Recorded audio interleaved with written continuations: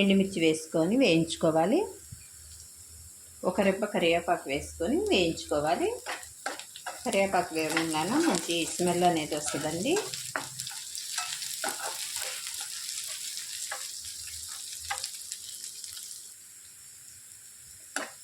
తాలింపు అనేది మంచిగా వేగిపోయిందండి. మరి ఎక్కువ కూడా వేయించేసుకోకూడదు.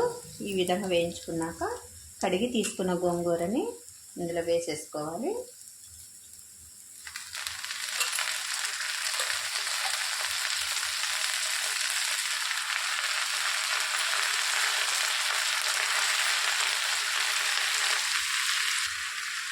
మొత్తం కలిపేసుకోవాలి.